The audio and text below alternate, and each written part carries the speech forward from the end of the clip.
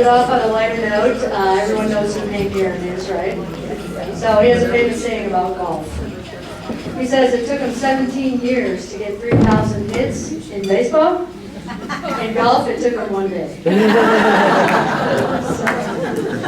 I'd like to introduce to you Pat Myers, who is going to come up and introduce our Hall of Fame members.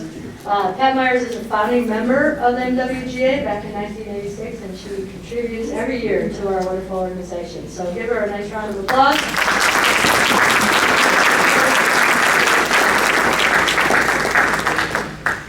Thank you, Kathy. At today's induction of the 6 outstanding women into the MWGA Hall of Fame, class of 2024, Sarah Wold asked if I would give a brief history of our Hall of Fame. So in June of 2014, I sent a letter to Francine Cabiz, who is our current president, proposing that we establish a Hall of Fame.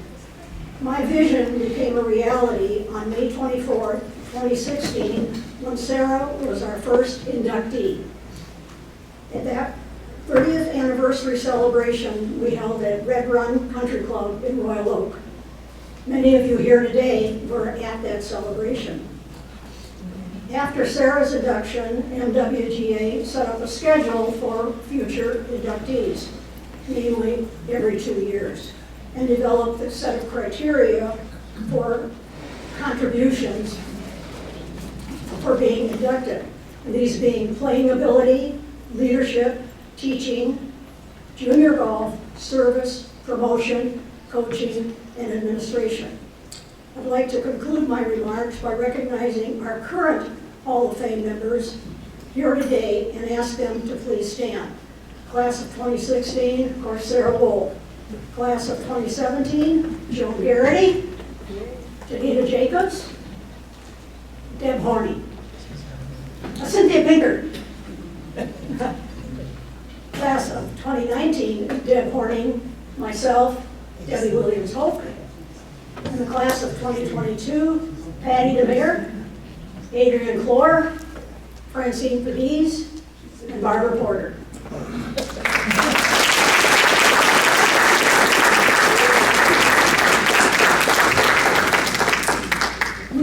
We welcome the amazing women of the class of 2024 who are being inducted today.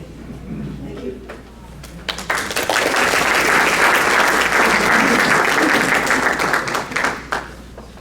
Okay, I'd like to introduce, although I don't think she needs an introduction, Sarah Wold, past president of MW and founding member of the MWGA, and she's got some special presentations for us. Thank you, Kathy. We've had competitive women's golf in Michigan since about 1914, when we had the first Women's Michigan Amateur Championship at the Country Club of Detroit. And in that time, which is 110 years, we've had only one national champion, and that's Meg Mellon, who won the U.S. Women's Open in 1984, 88, and 2004. Well, I'm so happy that now we have 2 more who won national championships, and that's Kim Moore, who in 2022 won the first U.S. Women's Adaptive Golf Championship, and also the European Adaptive Golf Championships. And in 2023, we had Kim Din win the U.S. Women's Mid-Amateur Championship. So now we have so many champions. And it's not easy, very difficult to win a championship like these ladies won, because it's a lot of rounds of golf, it's a lot of dedication, a lot of practice, and it's just amazing that they play so well and represent us so well. So we are here to honor them today because they're too young to be in our Hall of Fame. But we wanted to recognize them for the very special achievements that they have. So with Kim Ding, would you come up, please?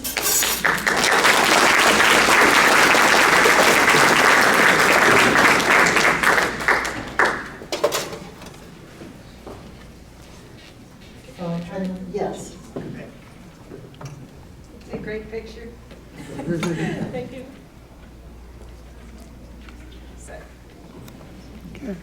All set? Okay, thank you.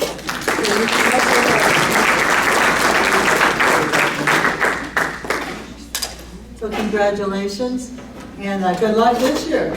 Keep on winning.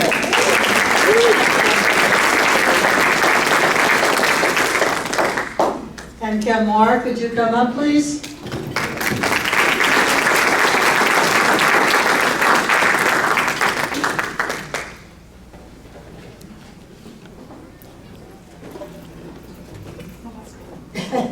And congratulations. Thank you. We're so proud of you. And good luck, too.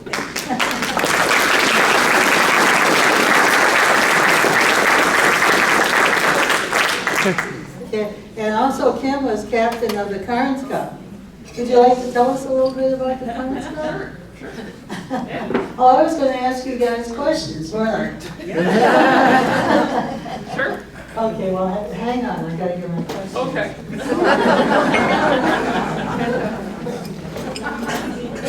Well, I can speak a little bit about the Karen's Cup while Sarah grabs her questions, but I was captain of the U.S. team, which is a Ryder Cup format where 16 U.S. players, all adaptive golfers, play 16 European all adaptive golfers in a Ryder Cup style format. This was the second year, well, it's every 2 years, so this was the second one. I participated in the inaugural, which was in London. I was the only female on the team at the time, and the U.S. ended up winning that cup. And so it came back to the U.S., and it was at Cherry Creek Golf Club here in Michigan. And we were just excited to bring the European players here to the U.S. And we actually ended up winning by only 1 point, so it was a very, very tight match. But it was great. It was an honor to be able to captain the U.S. team and actually to play myself. So I was just super excited to be a part of it again. And I mean, it's just grown from even just 1 year. So I can't wait to see what it's going to be like here in the next 5, 10, 15 years. So it's pretty exciting. I went to their Pro-Am. I don't know if you call it Yeah. a Pro-Am, but it was a lot of fun. Very inspirational. And we really had a good time. It's been well organized and proud of your team. Yeah, it was good. All right, well, how old were you when you started playing golf and where and what room? Well, I was 15. I was going into my freshman year of high school.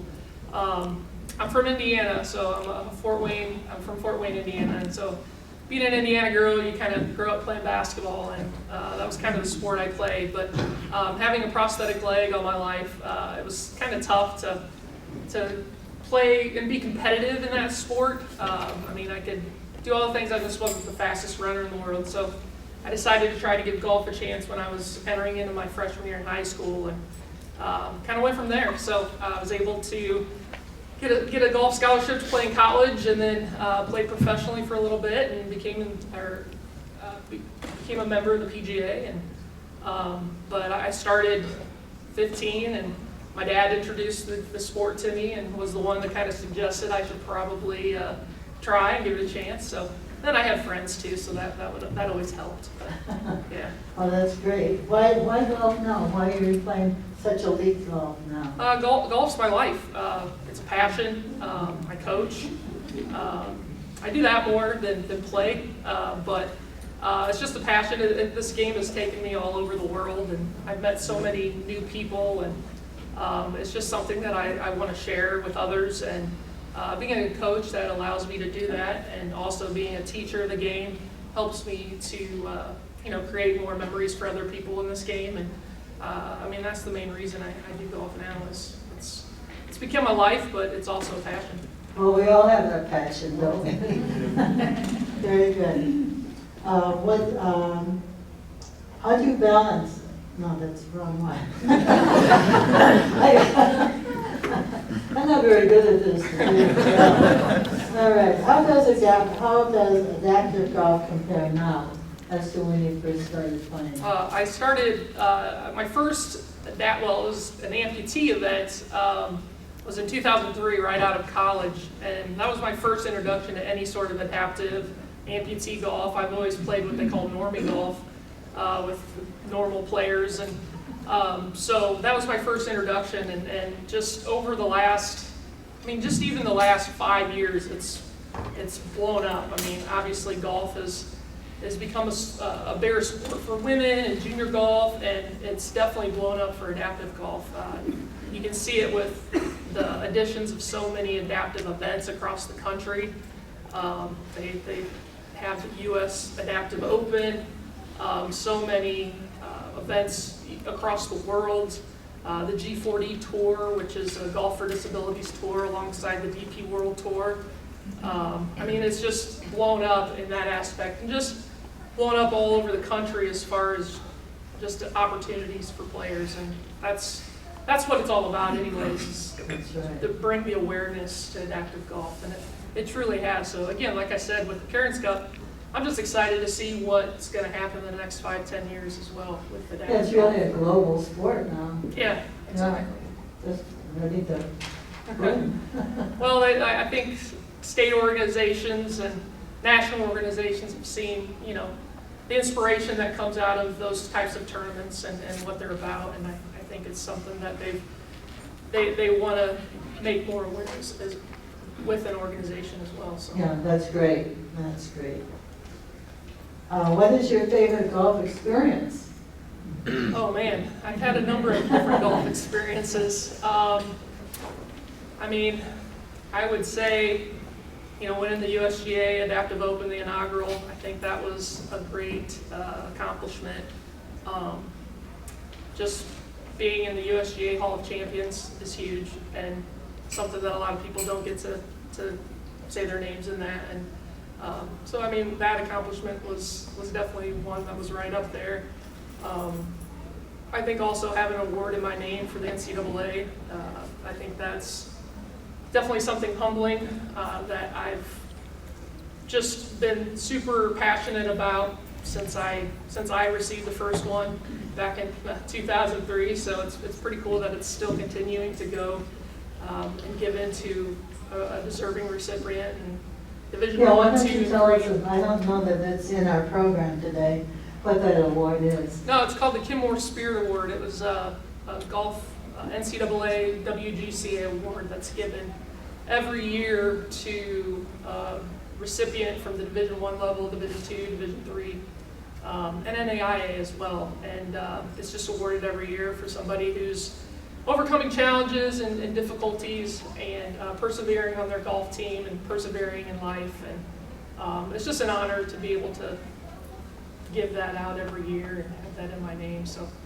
definitely a great golf accomplishment, I would say. Well, you've accomplished so much, so we're very proud of you. Thank you. I'm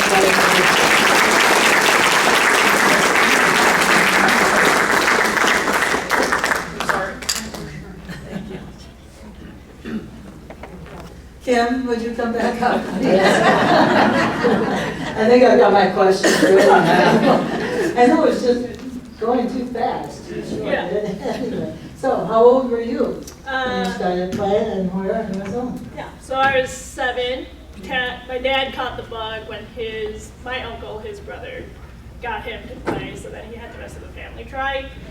Younger brother and I kept playing, but my older brother and my mom did not. I see. Well, we're happy that you still kept playing. So why such a weak golf now? So 2020, had finished grad school, but hadn't started my job yet, had the summer off. And so signed up for a couple GAM events again, kind of caught that competitive itch again. And it's fun playing and competing, so. And traveling, Yeah, and the whole exactly. meeting new people. And yes, absolutely. Gotta meet a ton of new people, make new friends, see some people I haven't seen in a while too. That's great. What's your favorite golf experience? So winning the U.S. Mid-Am really ranks up there from last year, but competing in the Dow the last 2 years, in 2023 and 2022 has also been really cool, just because it's on my home course now, and so you never get a home game. And you've done pretty well, too. Yeah, so made the cut in 2023, so that was exciting. Yeah, good for you. So how do you balance your job and playing the league golf?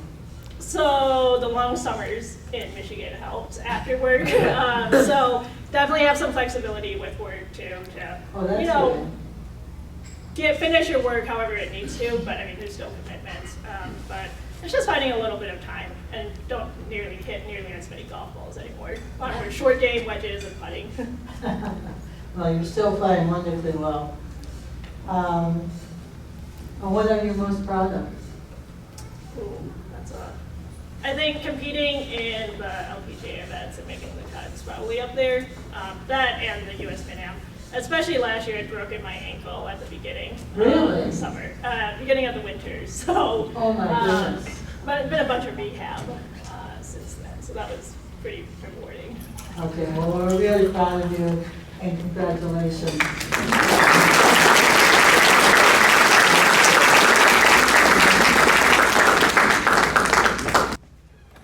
Thank you. Boy, you're a fine-looking group. We're gonna get pictures of this wonderful man. He's here to record all of our specifics. So good morning. Good afternoon.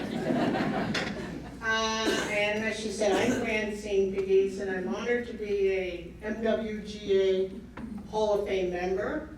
And I'm an MWGA board member responsible for non-golf events, like the cruise that we're promoting. If you didn't see a flyer, we've got a cruise coming up on August the 29th, and so we'd love to have you join us. There's flyers back there. I'm also responsible for our junior golf program, specifically the LPGA USGA Girls Golf program. It's my honor to present to you these fabulously successful women who've made significant contributions to golf in general, but to women's golf specifically. MWGA is the leader in supporting women and girls who play golf. I say our support is from cradle to grave. Our girls' golf program is the beginning. We had 90, some of you got it.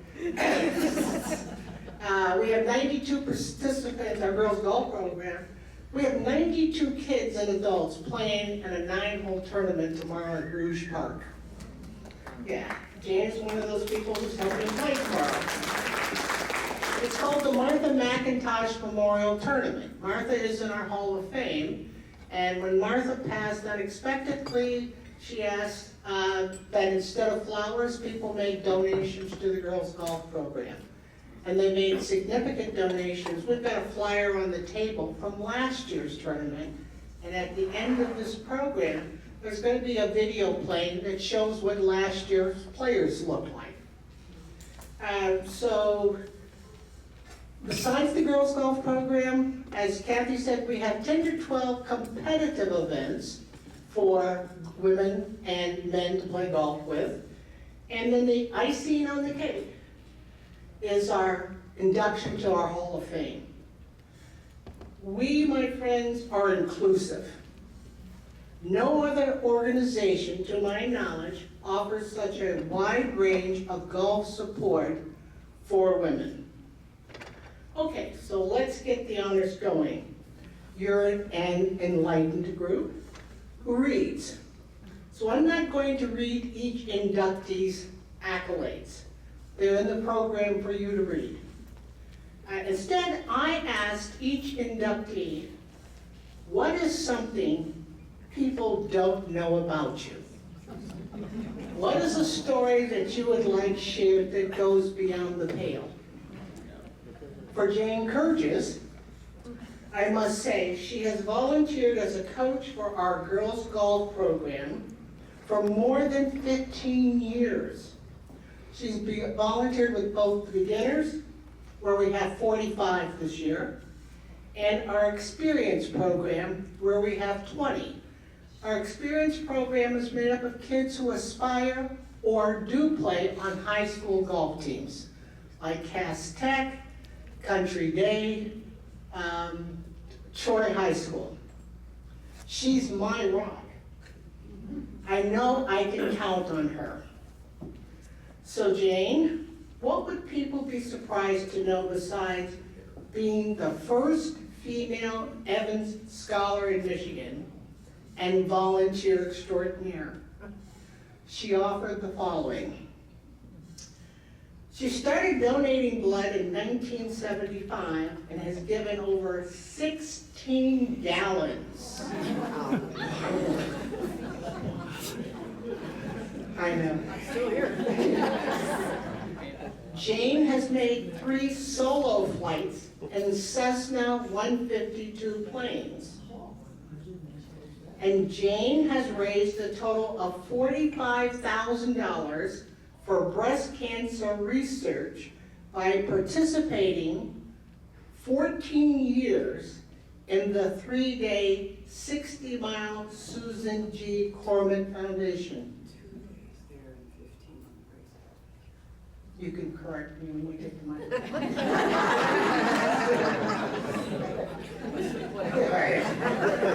I present to you Hall of Fame inductee Jane Curtis.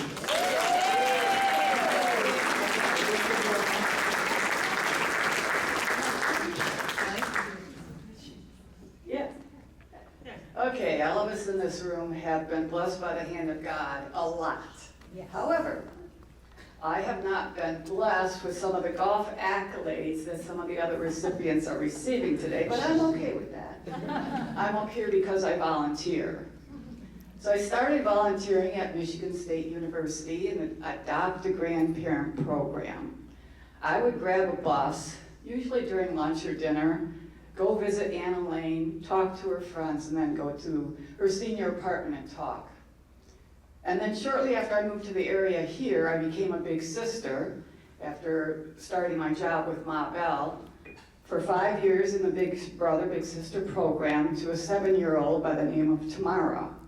We were together for 5 years. Met a lot of great people in that organization, but the most fun part was being a kid. You could do the circus and the zoo, and we had parties and played games. That was great. A few other organizations that I had fun with was pounding nails for Habitat for Humanity, packing food boxes for Gleaners and Forgotten Harvest, and handing out debit cards in the middle of the night for Red Cross for people who have had their homes on fire. So that was very interesting. But many of you who know me know my heart rests with Mercy Education Project, where I've tutored for the last 15 years in Corktown, either English or math, and doing AARP taxes at the Livonia Senior Center for 11 years. But more importantly, the Michigan Women's Golf Association Girls Golf Program. It started in 2007 on Belle Isle, and I remember it was at night because I was working at the time. And I went back to my monthly planner because I've kept all of them since 1999. And the program went from 6 to 7:30 at night. And then we moved to Rouge Park, where it is now. I'm not sure if that's where Debbie Hoke started at 2013, but that's when I retired and I was able to volunteer more. So last year we had a girl, Mila, show up. And we were all, the coaches and the girls were in a circle doing our exercises like we all exercise before we golf, right? And she has her head down the whole time. And her mom's standing next to her with her baby sister in her arms the whole time. And I'm thinking, wow, she's pretty shy. So we go over to the putting green where Deb has set up some fun games. And I'm her coach that day. And we're, teaching the kids how to putt. So they're usually putting off the green or 2 inches, right? Like sometimes we do on the golf course. So afterwards, I'm walking back to the building where Francine's handing out the golf clubs. And I'm thinking to myself, is Mila coming back? Seriously, no sooner had I thought that, she bursts out of the building with a golf bag on her shoulder, biggest smile on her face, and she's running to her mom who's walking behind me. And I thought, oh, I guess Mila's coming back. And she came back all last year, she came back this year. She helped on the Saturday that Francine and Deb Williams set up for the fun putting day at Rouge. Helped Deb set up the games and brought some friends, and she was very positive, very outgoing. So the gist of everything I've said is, your communities need helpers, especially the girls' golf program. And the reason I give back is I was very fortunate to receive the Michigan Evans Scholarship, Golf Caddy Scholarship, free ride to Michigan State. So I give back to education, I give back to golf, and whoever else I can possibly get back to. So I challenge each and every one of you tonight, or this afternoon, to think about how much time do you spend helping yourself versus how much time do you spend helping others every day, every week, every month. Thank you for voting for me.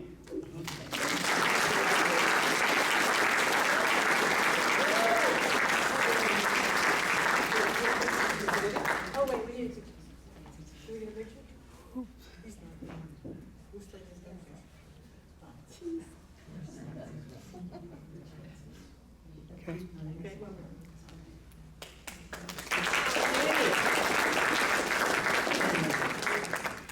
Sue Money, would you join me? She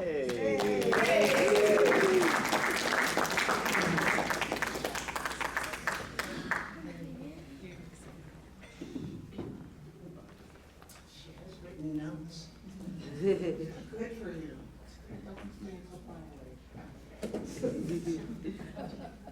So, Sue Money, she's a certified rules official and handicap chairperson for several organizations. She's committed to protecting the field in competitions, to making sure games are fair and that everyone plays by the rules. Now, Sue didn't start playing golf until she was 46. She was an exceptional bowler, having enrolled 300 games numerous times. She's been a... That's more than one. All right, she's an exceptional bowler. She's rolled 300 games twice. Isn't that numerous? She's been a junior varsity softball coach. She's been a high school soccer and volleyball coach. Now, Sue's email and license plate reads Windblown 97. The significance is Sue and her car were sucked up in a tornado in 1997 when she ran off the Chandler Park golf course because the tornado was coming. She got off the course, the tornado got her in the car. She said the car was trashed, and she survived without injury. She wants you to know that she is the official cat lady. I present Hall of Fame inductee Sue Money.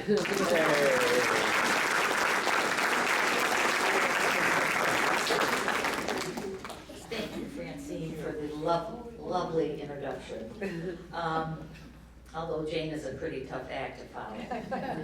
I'm going to start with a joke because my grandson, here with me today, Wyatt, says I needed a joke, so he gave me one.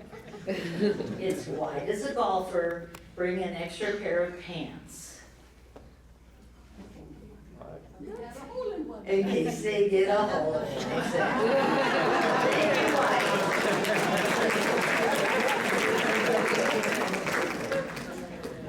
For those of you who already know me, you know I really don't like to talk. So I'm going to keep it short and to the point.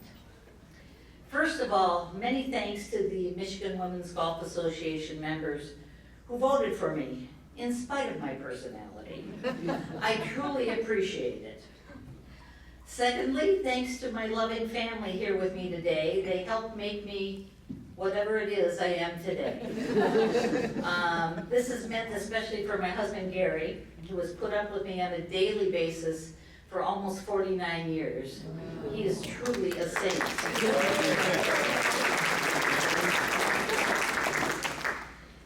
really enjoy golf, I can't lie about that. I love the competition and the camaraderie.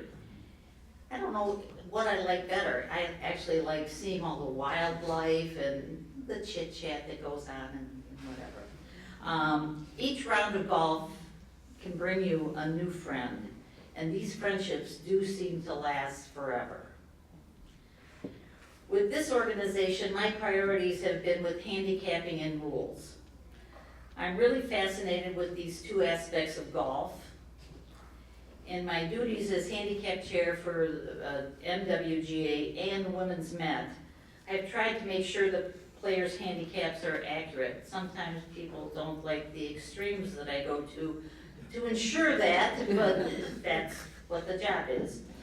I've also been on the rules committees with both organizations, and again, try to make sure the rules are followed, and sometimes that is not easy to do either, because rules are kind of involved, and people think they're doing the right thing, but they may be doing something wrong, and if I'm playing with them, I'll try to correct them before they do anything wrong, so, try to help that way.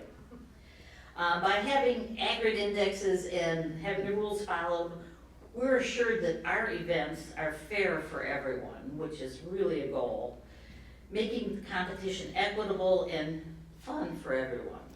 I mean, I think as I get older, it's more important that it's fun than anything else, because the competition, I'm kind of going downhill.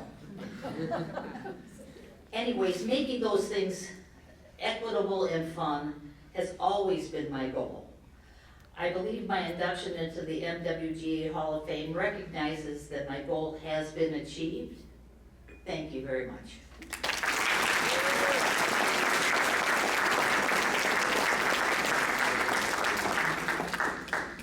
Thank you. I know. Okay.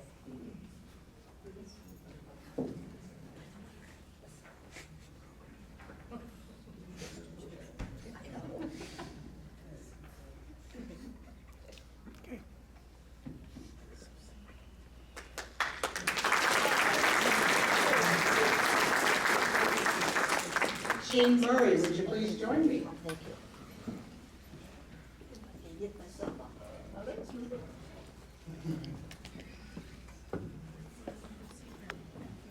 Wonderful. So, Jean is a 10-time MWGA champion. She is a Michigan Hall of Fame inductee, and she's known for winning one of her things that she's known for is winning the Spring Lake Invitational Tournament at age 70. Now, Jean wants you to know that she won because of the 2 hip replacements, not in spite of the hip replacements. Before the surgery, she said she had no hip rotation.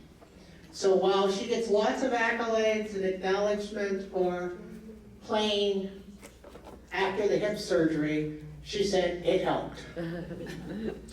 So Jean grew up on a farm and got into golf because her father wanted her to stop hitting tennis balls against the house.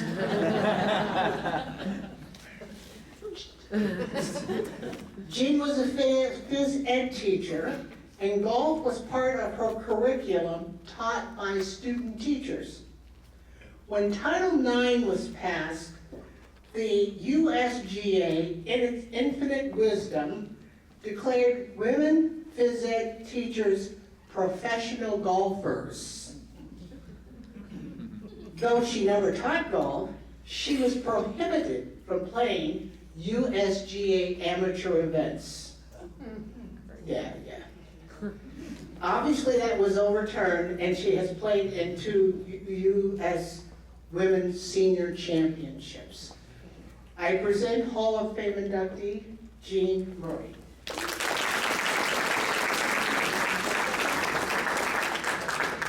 Thank you, Francine, and thank you to the MWGA for this honor. I appreciate, as others have said, the votes to put me here.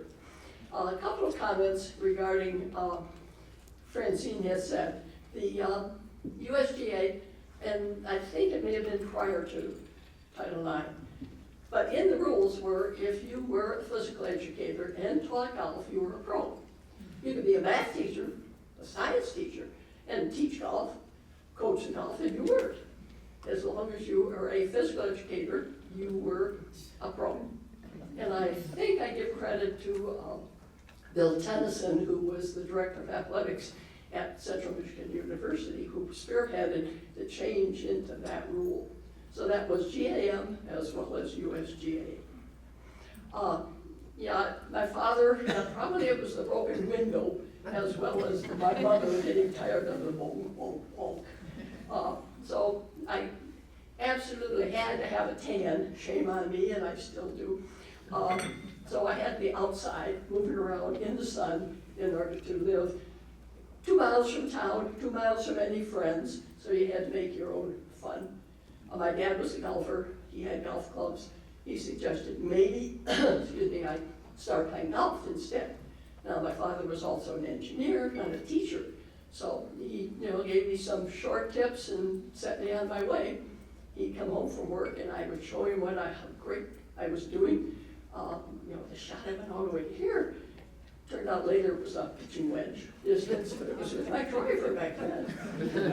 And, so I began to get into golf, and it wasn't until much later that I took any lessons. I just did whatever Dad said. And my uncle came along one time and did critique me a little bit.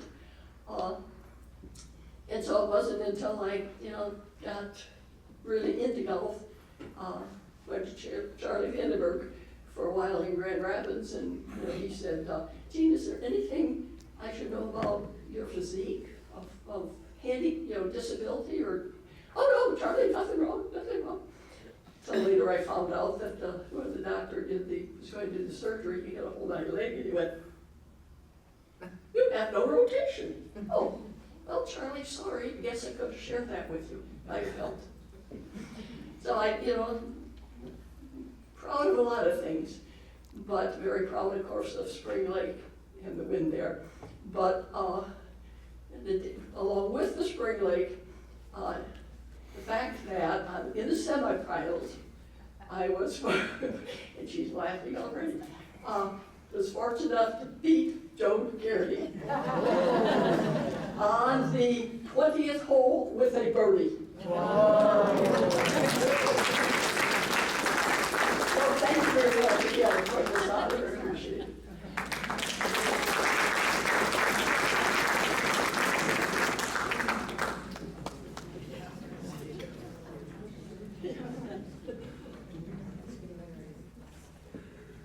Okay, we're looking that way, huh? Yes.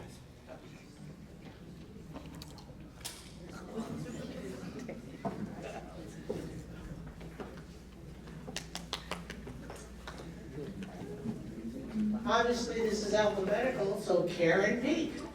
Please join me.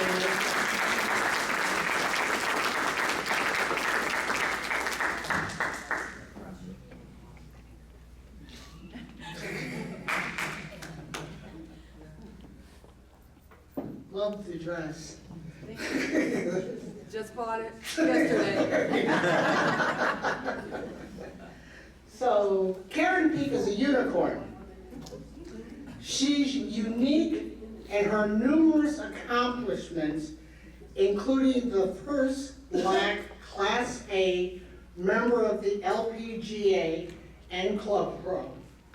She is currently the regional manager of Troon, a national golf course management company. She provided the same course management services for Signet Golf and American Golf over the past 20 plus years.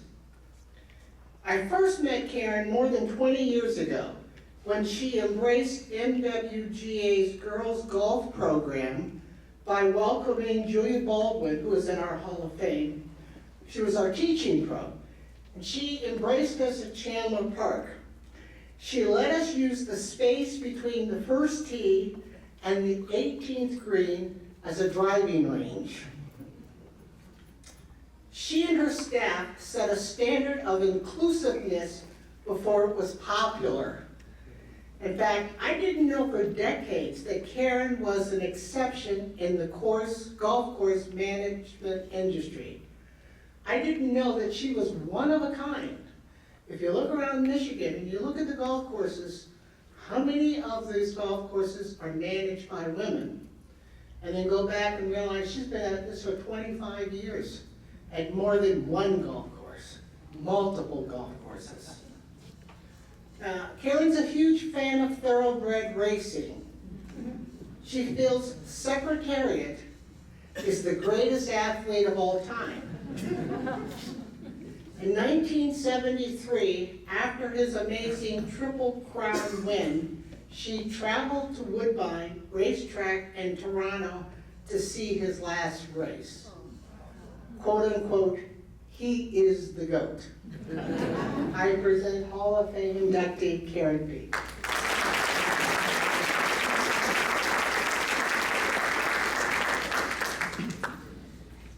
Thank you very much, Francine. You've been an amazing champion for me, and your support is so meaningful, and I appreciate it.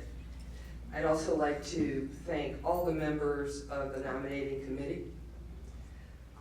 I am honored to be here today with all of these amazing and accomplished women. Today, I'm also honored to have my family and my dearest friends here to celebrate with me. I know we all share a love of the game and the industry at large. My journey in golf began more than 50 years ago when I stood in the fairway of the first hole at Palmer Park Golf Course with about 200 other kids who wanted to learn to play golf. I considered myself a pretty good athlete at the time, and after watching Arnold Palmer swashbuckling style and charisma on television, I thought, this is a game that I definitely want to learn. I was also influenced by the careers of Mickey Wright, Kathy Whitworth, and Carol Mann. And those of us who are old enough to know they weren't on television as often as the men, but I had an opportunity to see enough of them to know that someday I wanted to follow in their footsteps. After this Detroit Free Press summer camp, I immediately started taking private lessons from PGA professional Chris Williams, who had the distinction of being one of 2 black PGA professionals in the state of Michigan.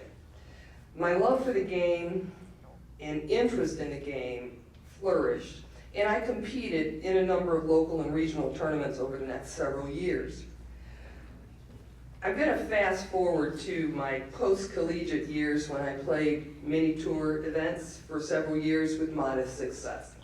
During that time, I also participated in 2 LPGA qualifying schools. However, my dream of playing on the tour was short-circuited. That disappointment led to the best decision that I've ever made, and that decision was to join the LPGA Teaching and Club Professional Division. After 5 years, I became a Class A member, and I found my niche as a teacher. Teaching gave me the opportunity to share my passion for the game with hundreds of people every year. Nothing was more gratifying to me than seeing my students go from the lesson tee to the first tee. I've been closely connected to the City of Detroit courses since I was a teenager. As luck would have it, I had the opportunity to join American Golf Corporation in 1991, which was the beginning of the 3rd phase of my career. I started out as the GM of Palmer Park Golf Course. I never dreamed I would go full circle with this golf course. We inherited 4 courses that were in disrepair and disfavor with the local golfing community. In our first 5 years, American Golf invested more than $5 million in capital improvements. And perhaps a little bit more importantly than that, they also invested in identifying talented, committed individuals who were hired as leaders of these properties. I have the privilege of counting those people among my dearest friends. And table 3 has several of those managers. That would be Jason Chamberlain, who I hired when he was 15. Paula Ball, I won't tell. I think you were 19 when I hired you.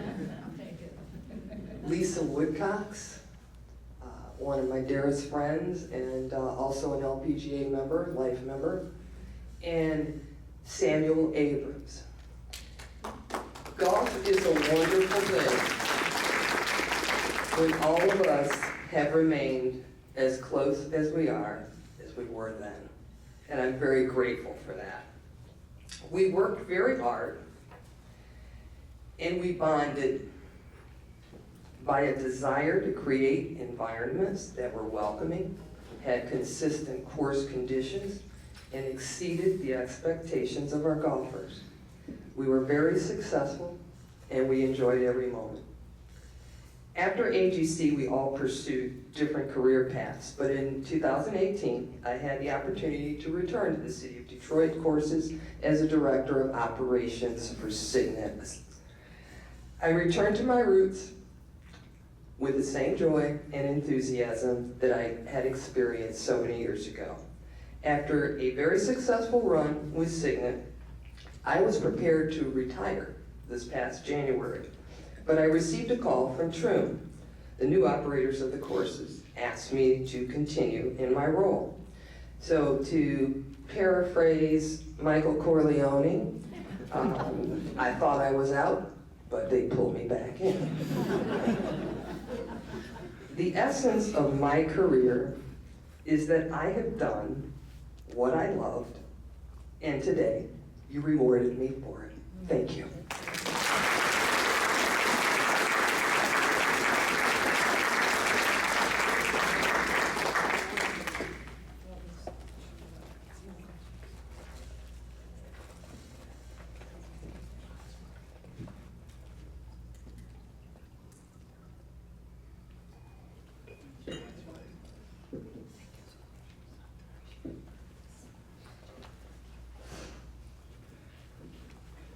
Terry Ryan.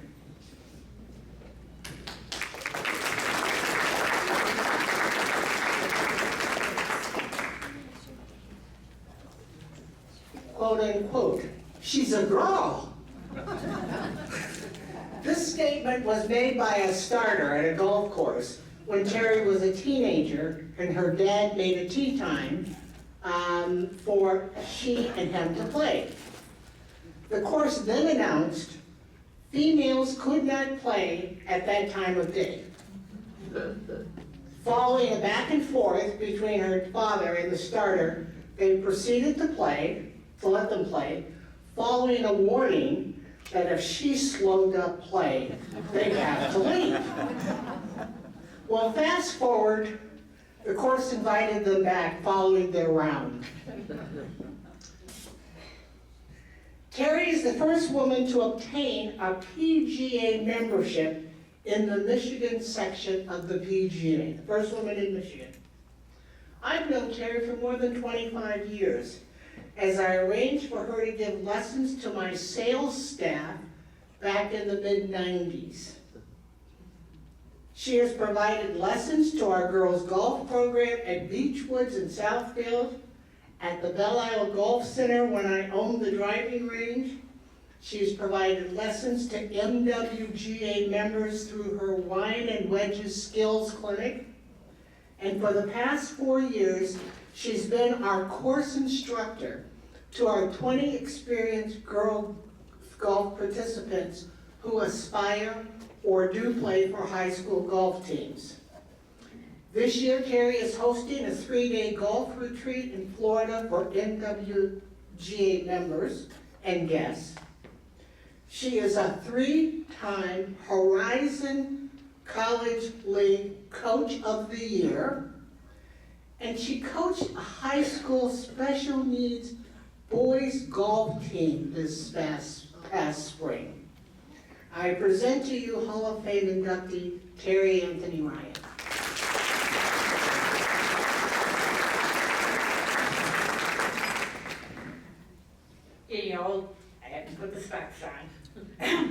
Thank you, Francine. Your friendship has made my life so much more those last 25 years. And I look forward to so many more adventures that you and I will be doing with the young girls and our trips. I want to start by saying thank you to the MWGA for this truly special award.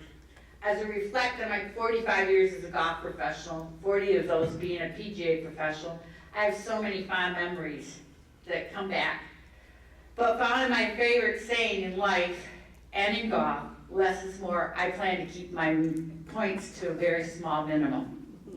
I want to start by thanking two people that inspired me on my life adventures, my mom and my parents, Tom and Helen. Although they are no longer here with us, they have always taught me, and I talk to them daily, the 4 Ds in life: discipline, desire, dedication, and determination to get things done. My mom would always say, follow it up with this harder work and leave the place better than you found it. As a little girl one time, this goes way back, my dad and my older brother went down to see the Detroit Pistons play. And it was at Cobo Hall, so you can tell they've had many places since then. But back in the back room at Cobo Hall, they have the Hall of Fame pictures of Michigan Hall of Famers. And I was like maybe 3 or 4, and my dad said, Daddy, who are those people? And he goes, Hall of Famers like you'll be one day. And I said, oh, okay. So from there on for the next year or so, people would say, what do you want to be when you grow up? I said, a Hall of Famer. I didn't know how much that really meant. But now I can really hear my dad today telling everybody up there, hey, my daughter is an H-O-F. And I hear my mom saying, Tom, shut up. I was very fortunate to have 2 older brothers, Tom and Tim, who teased me, poked me, took me out to the golf course, taught me how to shoot golf balls, taught me how to make baskets. They were my inspiration, because whatever they could do, I wanted to do better. Tom was 12 years older than I am, and was like having a second father. He bought me my first set of golf clubs fitted at Gorman's, if anybody remembers Gorman's. Well, the problem there is when I went in, like the story she told you, they said, you have to make a decision. Do you want red clubs or blue clubs? I go, huh? I want brown. I don't want those girl things. Well, I ended up getting the brown ones. And there was the story there. And then there's my brother Tim and his wife Beth, who are here with me today. Tim, you've always had my back through the good times and bad times. Especially when we were in 1st grade, I went to Catholic school for 12 years, and you walk down the halls and the 8th graders would make fun of you, and I'd tell them, my brother's gonna kick your butt. He was only in 3rd grade. He'd go home and tell my mom, she's at it again, keeping her mouth open. But we always had fun, and it was a family fun thing to do, playing golf. But truly, I learned patience when I was left with my 2 sons, Sean and Jimmy, who are here, along with Alyssa, who I hope is my future daughter-in-law. You brought so much joy in my life. I love you all so much. And if I can relate one thing, they'll understand. You truly are the sunshine of my life. My husband Paul's here. Your patience, understanding, and love have kept me grounded and focused. I love you very much, and thank you for that. I've been fortunate over the realm of a lot of years playing to have so many friends, but they say you can count your friends on your hands. I have to say, they're here today. Sue, you've been my friend for over 50 years. You're like a sister to me. Kim and Brian, you're like brothers and sisters to me too. Our kids grew up together. You've been there through everything. And Richard and Jennifer, you're like my other brother from a different mother. I love you all dearly. I've had a career that I've loved, from working with Renee Fluker on Midnight Golf over the past 20 years when it started, to teaching nationally for the PGA of America and their faculty, to coaching all levels, high school, junior high, and UDM, where I was provided and privileged to coach so many fine young women athletes and boys. I also was able to start a foundation way back before the pink ribbons came out for golf for women like you in Saginaw. We raised over $2 million back in the early 90s for breast cancer research. But lastly, what I'd like to say is how fortunate I've been with the mentors and bosses over the years. From Gary Whitener, who got me started in this at Whispering Willows, to Ray Bolo, who was at Western Country Club, to Eddie Bush, when I worked at Doral, and then proceeded to Southfield where Jeff Farland, Bill Waterhouse, and Terry Fields, who's now my direct boss, always gave me a career and the freedom to go out, teach, and make new friends. I've been blessed with all these people that have touched my life. And I still look forward to more adventures, more time on the tee, and working with other people. Thank you for this great honor. Thank you, my family and friends, for allowing me the time to do all this.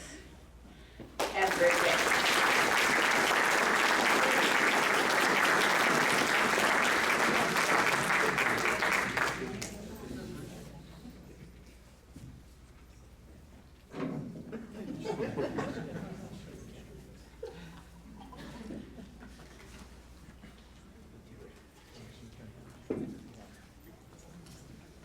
Stacy Slobodnik-Stoll.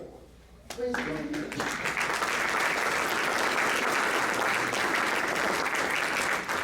So Stacy Slobodnik-Stoll is a winner. Exclamation point. 25 GAN championships, the winningest Michigan State University coach of any sport, including 23 NCAA regional appearances and 13 NCAA final appearances, and she is in the Michigan Golf Hall of Fame. So here's a little known fact. She is passionate about national parks. She and her family have made 9 hiking trips in the Grand Canyon to the Colorado River. Hiking 9 miles down and 9 miles back up. 18 miles round trip, people. But there's more. They've made numerous 6 days and night rafting trips on the Colorado River. One? Okay, I stand corrected. Maybe more in the future. If her daughter's here, she wants to do it. And the rafting is 188 miles.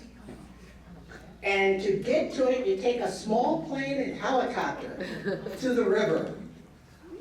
No hotel, you sleep under the stars. Stacy says golf is her job, but the national parks are her passion. No doubt about it, Stacy may be the fittest and most adventuresome golfer I know. I present to you Hall of Fame inductee, Stacy Slobodnik-Stoll.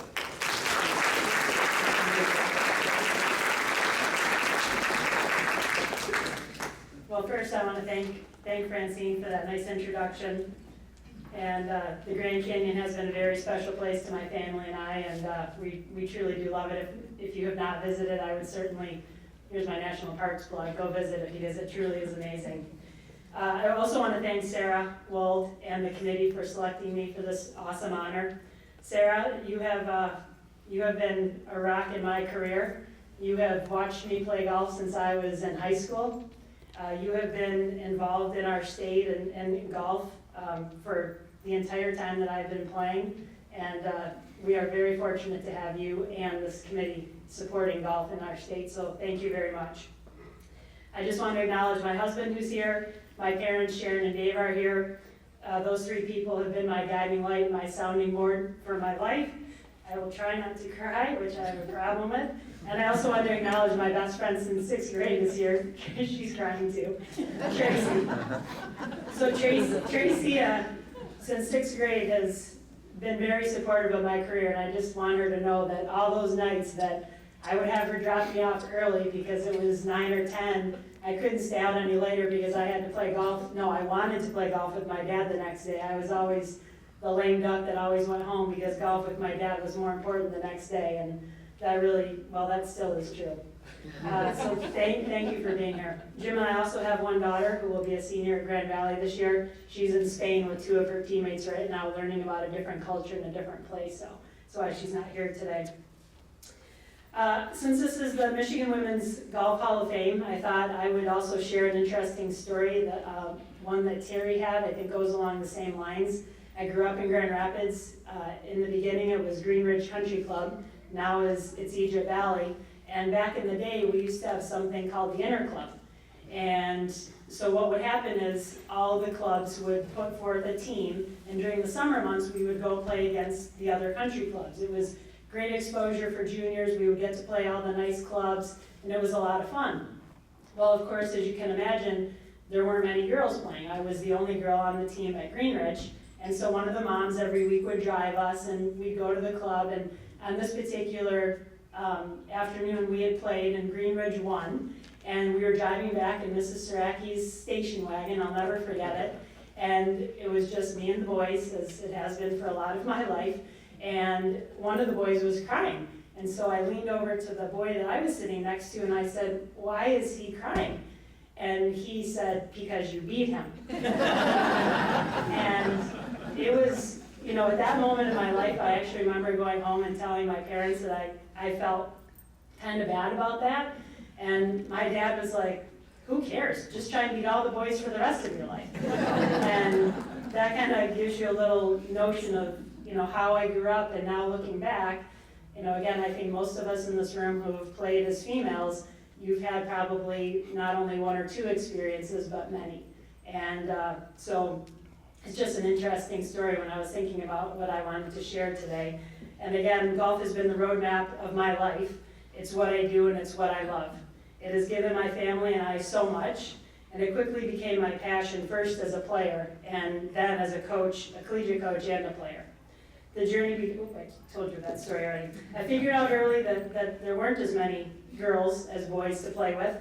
And when I would tell my parents, as I mentioned, there was never any, my parents never blinked an eye. They just told me to move on and keep doing the best that I could, and it didn't matter if there were never any boys to play with. So for 29 years, as a coach at Michigan State, we have worked hard not only to win Big Ten championships, but also to represent our state on the national level. Along with that, what has been most important to me is giving more, as Kim has talked about as the coach of Western Michigan, you're giving more to the game and you're giving more to young people. It's just more than golf swings and golf scores.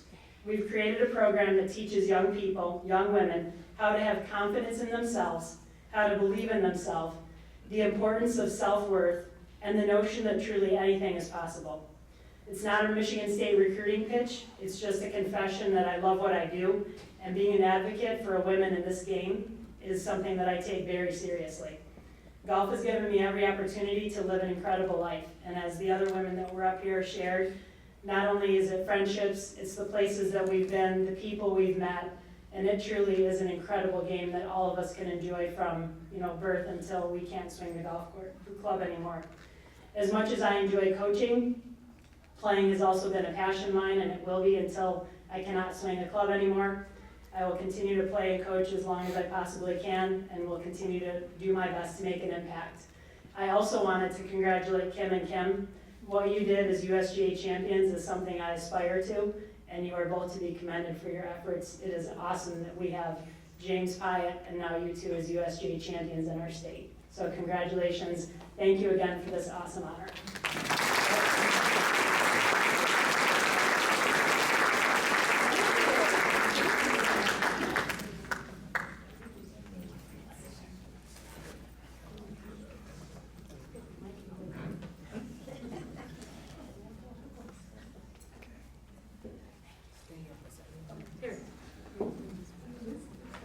Would all of the inductees come forward?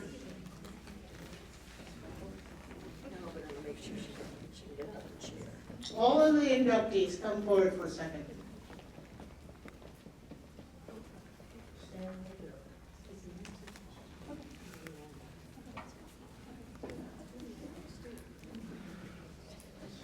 Stand there. I want you to give these women a standing round of ovation. They're phenomenal. They are our winners.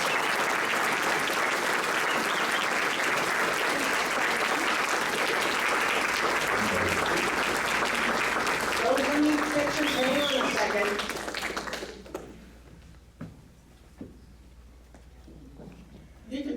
the picture takers, and we're gonna have some more pictures, but I just thought they should all be together and let you give them a round of applause for all that they represent. Because it's awesome. Yeah, it is awesome.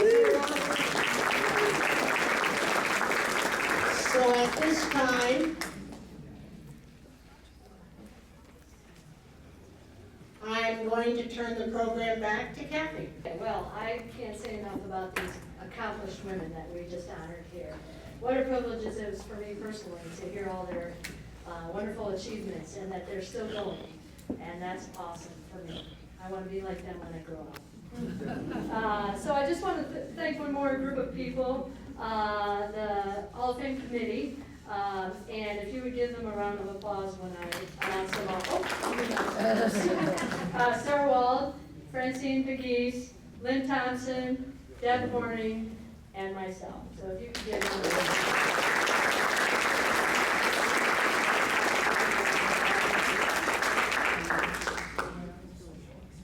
So you are welcome. We have the hall for a little more time if you want to stay and socialize. The bar is open, so feel free to stay and talk as long as you like.